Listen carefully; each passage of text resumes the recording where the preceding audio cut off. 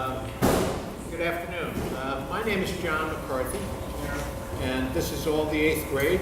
This is 1/3 of the 8th grade. 1/3 So of the the other eighth two grade. teams will be cycling in every 25 minutes. So do you guys graduate Yeah, and move couple on weeks. to high school? Well, congratulations. A little bit early, but congratulations.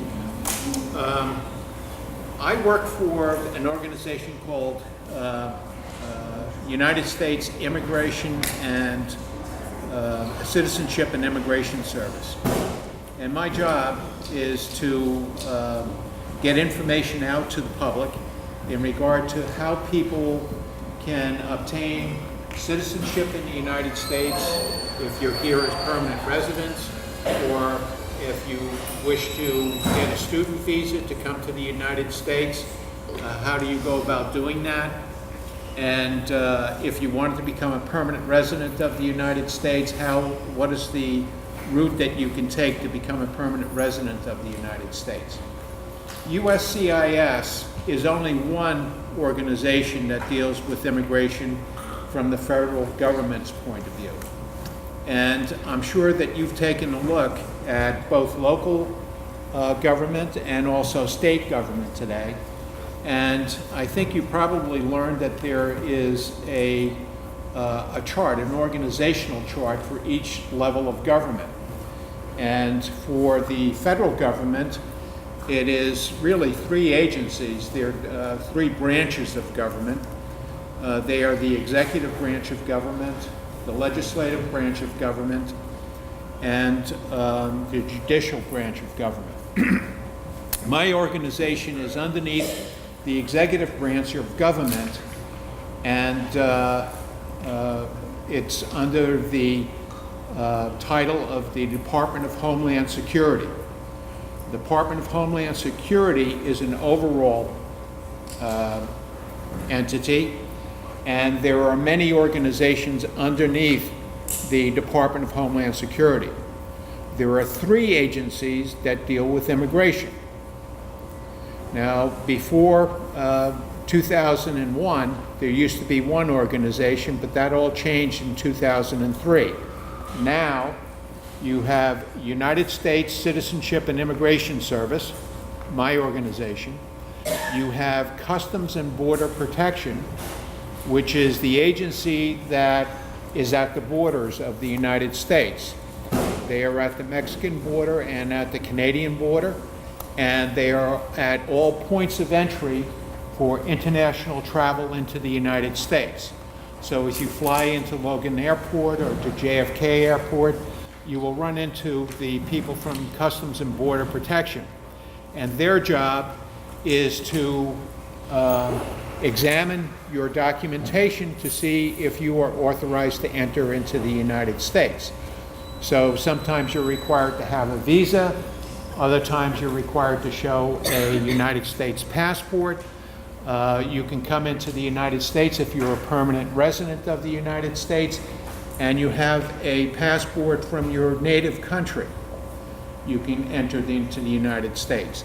It is the job of Customs and Border Protection to examine you at the airport and make a determination as to whether you're authorized to enter the United States or not.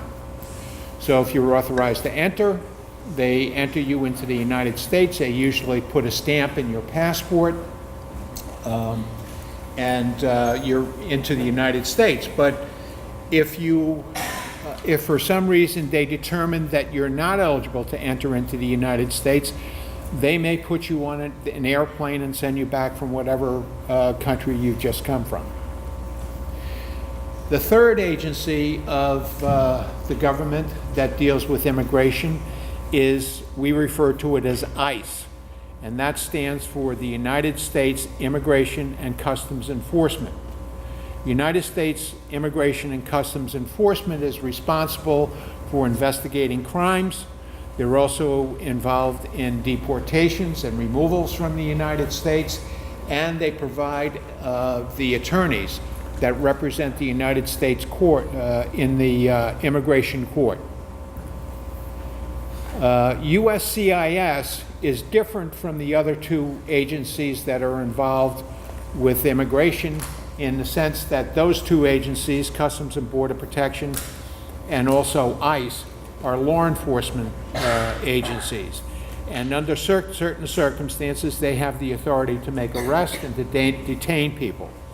USCIS, Citizenship and Immigration Service, does not have that authority. We are not a law enforcement agency. Our responsibility is to accept applications for a benefit, an immigration benefit, and make a determination as to whether the applicant meets the eligibility requirements for that benefit or not. If they meet the eligibility requirements for the benefit, we approve the application. If they don't meet the eligibility requirements, we make a denial. If there is a question at an interview as to whether the person meets the requirements or doesn't meet the requirements, for example, if somebody comes in and they say that they have traveled only a certain amount of time in and out of the United States, but they didn't bring their passport or they didn't bring any evidence with them of their travels outside of the United States and how long those travels were for, we may ask them, we may not make a decision on their application on that day. We may give them 30 days to return and provide additional information for us. And if they meet the requirements, then we approve the benefit, and if they don't meet the requirements, we deny it. I want to move to the ways that you come into the United States and you proceed to citizenship in the United States. And typically you come into the United States either as an immigrant, which to USCIS means that you've made application overseas at the Department of State, at one of the embassies, and you have obtained a visa to enter the United States as a permanent resident. That means somebody in the United States likely petitioned for you, either a family member or maybe an employer has petitioned for you to come into the United States, and you're allowed to come into the United States for employment purposes for a period of time, and after a period of time, you may be eligible to obtain permanent residence in the United States. With family, it's a little bit different because depending upon where you live in the world, there are only a certain number of visas that are available for the countries outside of the United States for people to come into the United States. And depending upon your relationship with the person who is petitioning for you and the number of visas that have already been approved from the country of your nationality, you may have to wait a while for a visa to become available to you. The visas are issued by the State Department, not by USCIS, but we work together in regard to obtaining those visas. If you come in with a visa as a permanent resident, you come in with a packet of information at the airport, you turn it over to CBP, Customs and Border Protection at the airport. They'll stamp you in, they'll give you a document, and they'll send that packet to USCIS so we can produce a green card for you and send it to you in the mail. If you have been in the United States as a permanent resident of the United States for 5 years, you are eligible to apply for naturalization in the United States. There are a number of other requirements for naturalization. You must have been living in the United States for the 5-year period of time. If you traveled outside of the United States, you must have traveled only for certain periods of time. You must have good moral character. You must be able to pass the educational requirements for naturalization. You must be able to speak and understand English, be able to write and read in English to a basic degree, and also know something about the government and the history of the United States, and be willing to take the oath of allegiance to the United States when you become naturalized as a citizen of the United States. Now, I think, at this point, I think I'm going to turn it over to Samantha, and she's going to carry on the story here.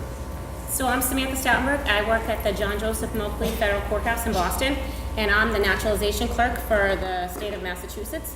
There's 3 federal courthouses, Boston, Springfield, and Worcester, and I do all of the naturalization ceremonies for the state of Massachusetts. So I plan the event, I get the venue, I make sure that there's a judge there, there always has to be a judge there, and I'm the one that says, raise your right hand and repeat after me, so they say the oath. We have them in all different places throughout Massachusetts, Faneuil Hall, the courthouse, the Lowell Auditorium. We've had them at Fenway Park. We've had them at the TD Garden. Fenway Park, we did over 5,000 people in one day. The Lowell Auditorium, we do about 1,000. Faneuil Hall, we do about 400. So depending upon the location, the number of people we swear in kind of varies. How many people do you guys think we swear in every year just in Massachusetts? Yell it out. Anybody? More than 10,000. 25. We swear in about 25,000 people just in Massachusetts in 1 year. That's a lot, right? That's a lot. What do you think some of the countries are that they come from? France. Sometimes France. The majority come from a couple other different places. Anybody else have a guess? Brazil, there's a lot from Brazil. Yep. Anybody else? Dominican Republic is a big number. Haiti is a big number. China. Does anybody know David Ortiz? Yeah, we swore him in 2008. He became a naturalized citizen from the Dominican Republic. How about the guys? You know Patrick Chung? Patriots. He's one of the Patriots players. We swore him in 2012. He came from Jamaica. How about Giselle? Does anybody know Giselle? Tom Brady's wife? She's a model. She's Tom Brady's wife. We swore her in 2017. It was the Friday after they won the Super Bowl. So it was a pretty good week for them. So a lot of different people come here for a lot of different reasons. Sometimes it's economic opportunities or religious freedoms. But there's a lot of different reasons, and the United States is a pretty great place to live. You know, a lot of places are, you know, they have war-torn countries that they're coming from. So this is a phenomenal place to be. What else can I say to you about naturalization? So each location that we go to, it becomes a courtroom. So because of a presence of a federal judge, it becomes that location becomes a courtroom. So what immigration does is they give a motion to the court. A motion is a request. In this case, it's a request for the applicant to become a citizen of the United States. So once they, say the oath, they're now an American citizen, and they have all the rights and benefits of anybody that was born here. They can now vote. Before, they couldn't have any say in who governed them. They can now serve on juries. They can now run for office. Do you know the one office that a naturalized citizen cannot run for? President. That's the only thing. Like, you can pretty much do anything else, just can't be president, because you have to be born here to become a president. But other than that, they have all the rights that we do. Sometimes I feel like they actually appreciate it a little more, because I think when you're born here, you don't understand how wonderful it is of a place. So parents are all very lucky that you got to be here. So the other point I want to make about naturalization, there's a lot of debate about immigration these days, but everyone had to come from someplace. Unless you're Native Americans were the first people here. And then colonists came over to decide to settle here for some of the same reasons people come today. So everybody comes from someplace. You might have Irish ancestors or English ancestors or Dominican Republic ancestors. So everyone comes from someplace. Some of us just got here a little sooner than others, but everybody is an immigrant. We've all come from someplace. Do you guys have any questions about immigration and naturalization? You have no questions. No one has a Not a single single question. I think we have a question over here from a teacher, but Actually, I think I was slightly flashed on maybe the institution. I mean, maybe it was said after how many years can I ask for naturalization on green card? 5 years, right? After Five. green card? There are two basics. Basically, it's 5-year period of time. Okay. However, if you are married to an American citizen, and you've been married to that American citizen for a 3-year period, and you're in a bona fide marriage with that U.S. citizen, you're eligible after 3 years. Does anyone have any questions about illegal immigration or anything having to do with that, like we talked about in class? How much money do you guys spend deporting immigrants? Like how much money? I don't know. We don't spend any money deporting people. I'm with USCIS. That's That U.S. would be a Immigration different and Customs department. Enforcement. That's a So different agency. we welcome immigrants, we don't deport them. So I guess, the answer is we wouldn't really know because we don't work for that agency, so I'm not sure, to be honest with you, how much that department would spend. So we don't have to have a dialogue, person asking the question and the speaker. That's how it works. Everyone knows how to behave in an audience. You're in high school practically. In the back here. Said that they couldn't become president, but could they become vice president? To my I knowledge, believe so. I think president is the only thing that they can't be. to my knowledge, it's only the presidency. However, I'm not certain of that, so I would recommend you to your teachers.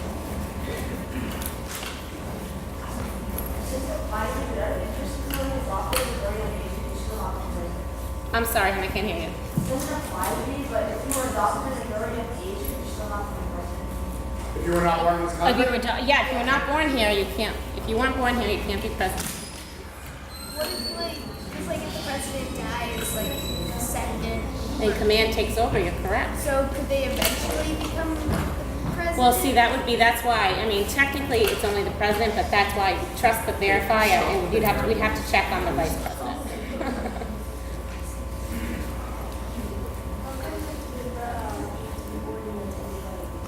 Why do you have to? I didn't make the rule. I don't know. founding fathers when they wrote the Constitution. I didn't make the rule up. If you're of unknown origin, you don't know where you were born. If you don't know where you were born, well, I think that would.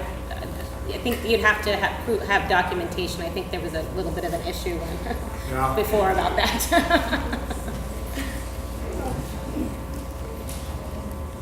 Yes, Ashley, do you have a Do you question? have a question? Do you have a question? No? Okay. Great. Thanks, guys.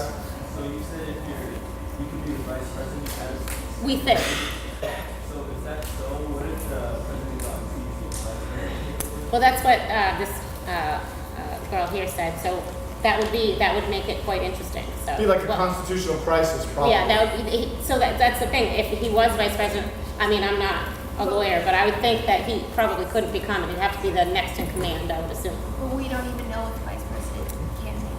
I think he can. I think he can be vice president. The only because as the rule is, they're only the president. So I would believe so, but we'd have to check. You'd have to go home and Google that to make sure, right? That would be.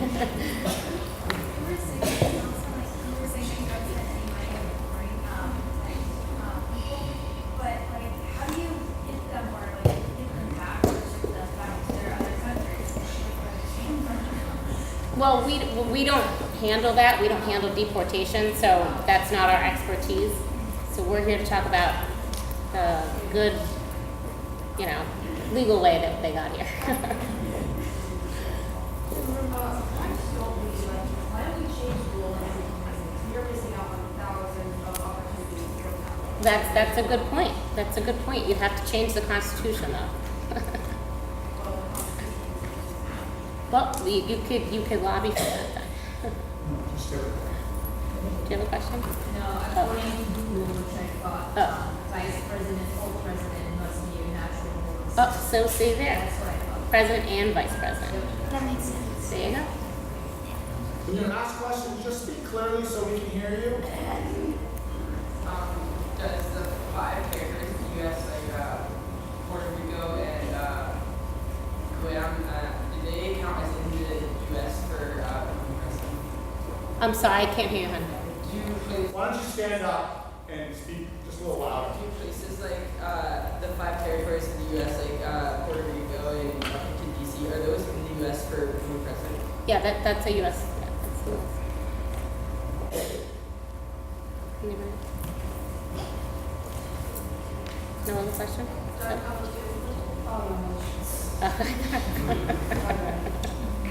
Can I ask a question about, you talked about marriage, and I think I know a little bit, my brother married a young lady from the Philippines, and she's a citizen now.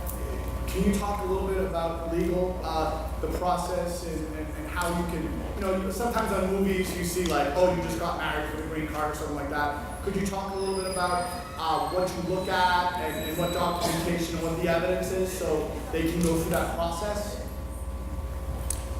Well, I'll go through the eligibility requirements. Essentially, if a United States citizen marries a person from another nation, another country, as the citizen of the United States, there is a visa automatically available to that spouse by law. And there's no waiting time for that. Now, that doesn't mean that the person comes directly into the United States. There's still an application process. And so the American citizen would apply for the individual, the spouse, and bring that person into the United States, presuming that they were married outside of the United States. Now, if a person here in the United States is engaged to somebody outside of the United States, it's a little bit different. They apply for a K-1 visa, and the K-1 visa allows that person to enter into the United States for a period of 90 days during which the marriage must be consummated, that the marriage must be performed, and they must provide the documentation that they have been married during that period of time, or the person needs to go back to the country of origin. Does that answer the question? It does, thank you very much. Does anyone else have a question about the immigration process? And I see a couple hands. Anakin, thank you. What if, can you become the Speaker of the House? What if the President and Vice President died? Can you then become the President? Can I try this? Yeah. I want to say you're asking the wrong people. Right. Because we really do not have, other than as American citizens, what we happen to know about the chain of succession to the presidency of the United States. I know that Ted Cruz, when he was running for president of the United States, that there was an awful lot in the press about his having been born in Canada to an American citizen. And whether as a person who was actually born in Canada and had the right to citizenship through his parents, could then run for the United States presidency. And I don't know that there was a definitive answer to that. There were answers on both sides, and depending on what your political position, you could either choose one or the other. But it has not gone through, it didn't have to go through the court because he didn't become the president of the United States. He didn't win the election. Maya, I thought I saw a hand over here. Maya, did you have a question, Maya? Please.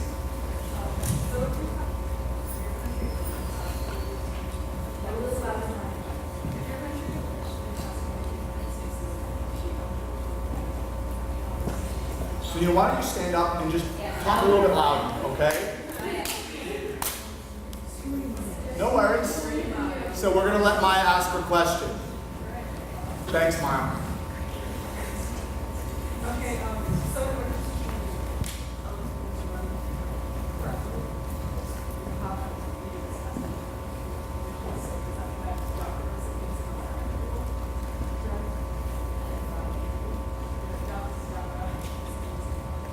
Well, yes, if you were born outside of the United States, I believe the Constitution is clear that if you're born outside of the United States and you're a non-American citizen at birth, then you are not eligible to run for president. If you had dual citizenship growing up, at 18 you have to make a decision about if you're a citizen of the United States or a citizen of the other country. Well, the United States doesn't recognize dual citizenship. We just Okay. think you just think you're a citizen here. Okay. So if you're a dual citizen, and so once you're the age of 18, you would keep your passport and everything. Yeah, as long as you're are you saying like you're an American citizen, but you have like say dual citizenship with like Italy or something like that? Yeah, yeah. Right. So we don't recognize Italy at all. We recognize that you're an American citizen. Okay. And that doesn't, you don't have to decide at 18. No, no. Okay. The interesting part of that is that if you are naturalizing, if you are becoming a citizen through naturalization, Uh-huh. then you're taking the oath of allegiance to the United States when you come in front of the judge. And you're raising your hand and you're giving up all loyalty to other suzerainties and countries, etc. Right. And you're giving your loyalty to the United States. Right. So following that oath of allegiance, Yeah.